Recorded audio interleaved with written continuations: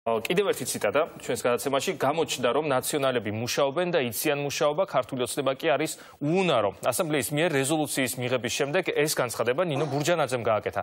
გაერთიანებული დემოკრატიული მოძრაობის თავმჯდომარე არჩევანის მომდევნო სტუმარია. მოგესალმებით, ხალბატონო ნინო.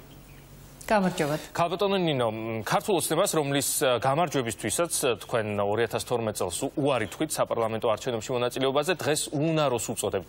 რა გაძლევთ ასეთი მკვეთრი განცხადების გაკეთების საფუძველს? ძალიან ბევრი რამ სამწუხაროდ, მათ შორის თუნდაც დღევანდელი დისკუსიაც ამის ნათელი დადასტურება არის, ის რომ არჩევნებიდან 2 წლის შემდეგ, იმ არჩევნებიდან 2 წლის შემდეგ, რომლის დროსაც საქართველოს მოსახლეობამ ნაციონალურ მოძრაობას გამოუტანა განაჩენი და პრაქტიკულად არ მისცა მას მანდატი, რაც არ უნდა ილაპარაკონ 40%-იან წარმომადგენლობაზე პარლამენტში, იმისა, რომ საქართველოს სახელით ელაპარაკა, იმის შემდეგ, რაც საქართველოს მოსახლეობამ უარი უთხრა ნაციონალურ მოძრაობას და ქართულმა ოცნებამ კი ყველაფერი გააკეთა. მე უკვე ვფიქრობ, რომ შეგნებულად იმისათვის, რომ ნაციონალური მოძრაობა გაეთეთრებინა, ეს მაძლევს მე იმის საშუალებას ვილაპარაკო, რომ ქართული ოცნება საუკეთესო შემთხვევაში არის უუნარო, ხოლო უარეს შემთხვევაში ქართული ოცნება, ხა მე ზვიად ძიძიგურს ამ შემთხვევაში ნამდვილად არ ვიგულისხმებ და ეკაბესელიას, მაგრამ დიდი ნაწილი ალბათ ქართული ოცნების არის რაღაცა გარიგების ნაწილი, რომელიც არის დაკავშირებული იმასთან, რომ ნაციონალური მოძრაობა გადარჩეს და ძალიან დიდი შანსია იმისა, რომ თუ ქართული ოცნება ასე გააგრძელებს, ნაციონალური მოძრაობა სახეშეცვლილი ფორმით მობრუნდეს ხელისუფლებაში. სახეშეცვლილი უფრო გაცეტრებული, უფრო კონკრეტულად რას გულისხმობთ ნაციონალური მოძრაობის გაცეტრებაში? ბატონო? უფრო კონკრეტულად რას გულისხმობთ ნაციონალური მოძრაობის გაცეტრებაში? ნაციონალური მოძრაობის გაცეტრებაში ვგულისხმობ იმას, რომ თუნდაც ის სასამართლო პროცესები, სამარცხვინო სასამართლო პროცესები, როდესაც ახალაიას წესიარად ბრალი ვერ დაუმტკიცეს, როდესაც გიგი უგულავა ამდენს ლაპარაკობს, როდესაც მიხეილ სააკაშვილი, რომელმაც საქართველოს ტერიტორიების 20% აჩუქა რუსეთს, ვინ ლაპარაკობს პატრიოტიზმზე, მართლა ყველაფერს საზღვარი ხომ აქვს. ამათი პოლიტიკის, ვინც დღეს ლაპარაკობდა და პირველ ყოვლისა სააკაშვილის პოლიტიკის დამსახურება ის, რომ დიახ, ჩვენ ვიყავით 2008 წელს საერთაშორისო ყურადღების ეპიცენტრში, აგვისტოში, ოღონდ ჩვენ ეს დაგვიჯდა ჩვენი ტერიტორიების 20%-ის ფასად. ბატონო ზვიად, თქვენ თავადა გაქვთ ძალიან კარგად და იგივე ქალბატონეკას საკუთარ თავზე გამოცდილი ძალიან ბევრი ტკივილი და ძალიან ბევრი სირთულე.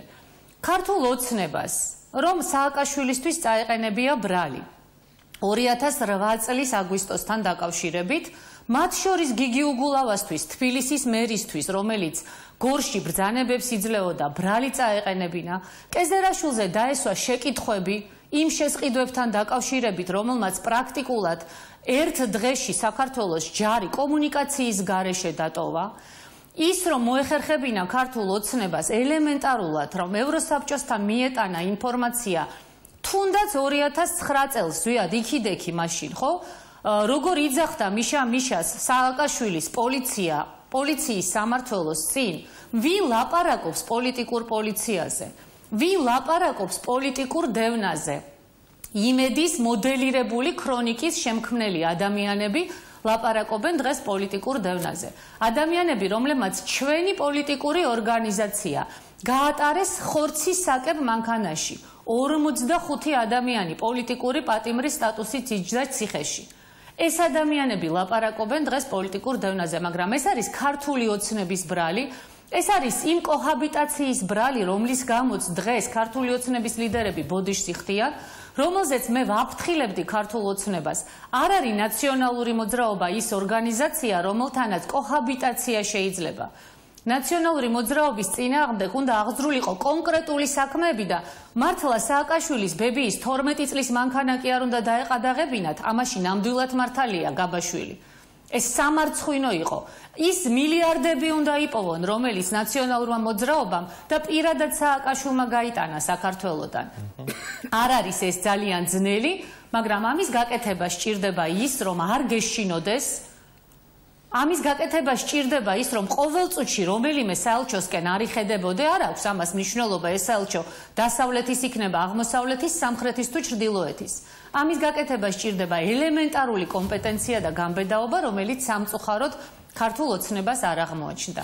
დიახ, ნაციონალური მოძრაობა არის ის დესტრუქციული ძალა, რომელმაც ქვეყანას დააკარგინა ტერიტორიების 20%, შექმნა დამნაშავე სისტემა და დღეს არავინ არ მიაქციეთ ყურადღება, მე არ მინდა ეხლა ამ თემაზე გადავიდე, რამდენიმე პუნქტს ამ რეზოლუციაში, რომელიც ნამდვილად საქართველოსთვის ძალიან საზიანოა და რომელსაც ნაციონალური მოძრაობა დიდი სიამოვნებით დაუჭერს მხარს, იმიტომ რომ მხოლოდ დესტაბილიზაციით შეუძლია ის ხელისუფლებაში მოვიდეს. რომელ პუნქტებს გულისხმობთ, ქალბატონი? არ აქვს ამას მნიშვნელობა, ამის დროც მოვა და ვიტყვი.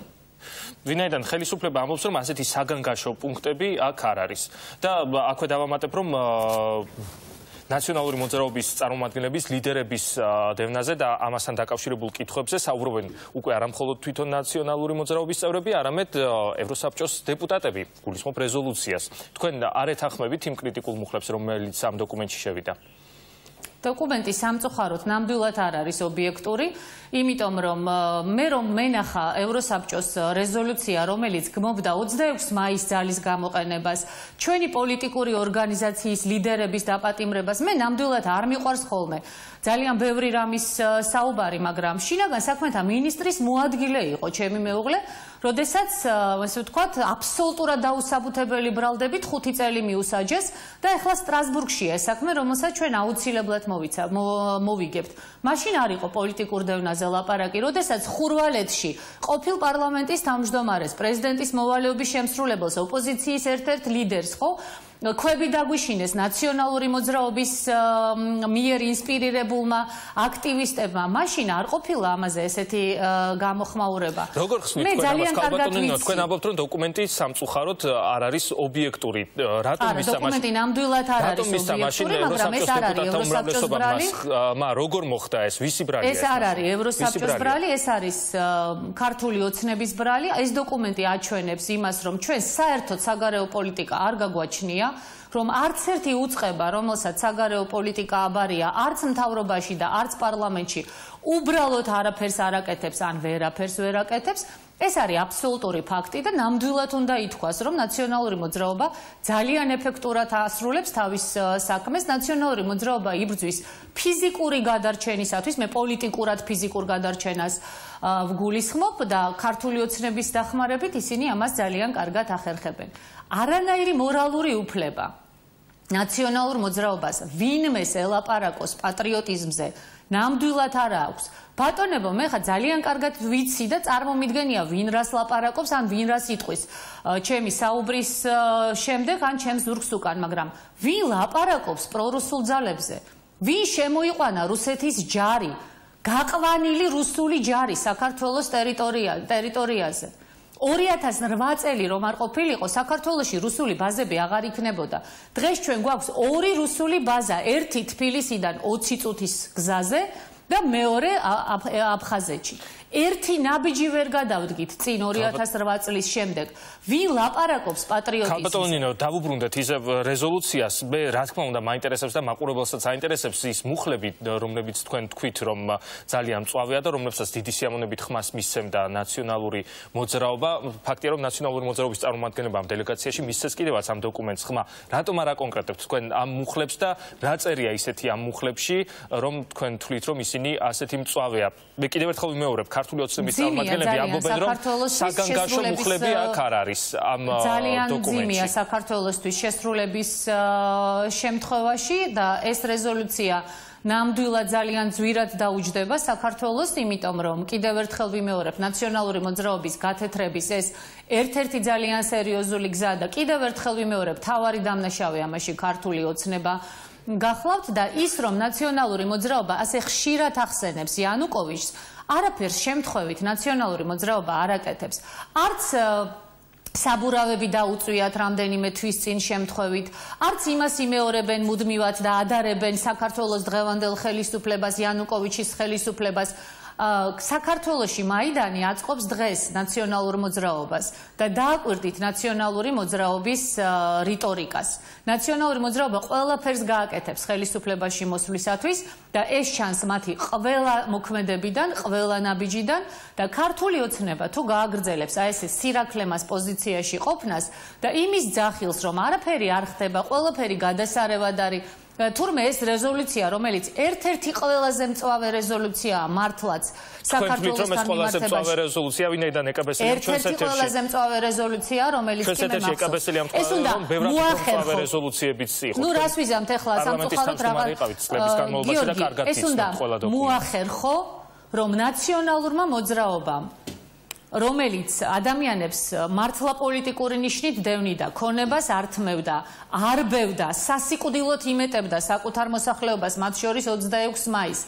ნაციონალური მოძრაობა, რომელზეც ტალავინის დასკვნა არსებობს, ახერხებდა იმას, რომ რეზოლუციები იყო გაცილებით უფრო პოზიტიური და არანაირი საუბარი არ იყო პოლიტიკურ დევნაზე, მიუხედავად იმისა, რომ მარტო ჩვენი პარტიის მაგალითი არის საკმარისი იმისათვის, რომ მართლაც რამდენიმე ტომიანი მასალა დევს სტრასბურგში და აშკარად დაანახო მთელს მსოფლიოს რა პოლიტიკური დევნა და რა რეჟიმი იყო საქართველოში და უნდა მოახერხო ქართული ოცნების შემთხვევაში რომ მართლაც მეტნაკლებად გაცილებით უფრო მსუბუქი გარემოა ეხლა და ადამიანები აღარ არიან იმ ტერორის ქვეშ უდაოდ რომელიც იყო ნაციონალური მოძრაობის ქვეშ და უნდა მოახერხო მართლაც ის ქართული ოცნება რომ ხარ რომ ევროსაბჭოს მიაღებინო რეზოლუცია სადაც პოლიტიკურ დევნაზე არის საუბარი. უნარო არაფრის მაქნისი ხელისუფლება სამწუხაროდ აბსოლუტური უმრავლესობა მათი ახლა ყველას ნამდვილად არ ეხება, რასაც ვამბობ, საკუთარ თავზე შეყვარებული და კმაყოფილი იმით, რაც მიიღეს, იმიტომ რომ სიზმარში არ დაესიზმრებოდათ ის, რაც მიიღო ქართული ოცნების ძალიან ბევრმა წარმომადგენელმა ეს ხელისუფლება ნამდვილად ვერ გამოადგება საქართველოს. ნაციონალები არის კრიმინალური ხელისუფლება, რომელიც ვერ უნდა მობრუნდეს და ვერც მობრუნდება საქართველოში ხელისუფლებაში, ქართული ოცნება სამწუხაროდ საბედნიეროდ კრიმინალური არ არის, მაგრამ სამწუხაროდ არის აბსოლუტურად უუნარო, ამიტომ ძალიან დიდი მნიშვნელობა აქვს იმას, რომ მოსახლეობამ ეხლა მაინც ძალიან ფართოდ გაახილოს თვალები.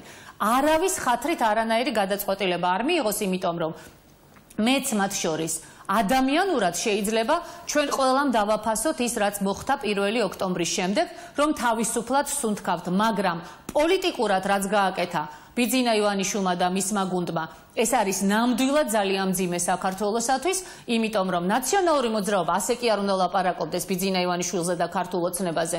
ძეგლი უნდა დაუდგან მათ, იმიტომ რომ მათი უნარობით ნაციონალური მოძრაობა მიწაში ჩადებული და მართლა მიწა მიყრილი საქართველოს მოსახლეობის მხრიდან გაცოცხლდა და დღეს ბედავს და ამ ტონით გველაპარაკება. ადამიანები, რომლებიც შიში აცხოვრებდნენ თელ საქართველოს. მადლობა ქალბატონო. ეს ნამდვილად უნდა ითქვას. დიდი მადლობა ქალბატონო ნინო ბურჯანაძე გვერდთვებოდა პირდაპირ ეთერში.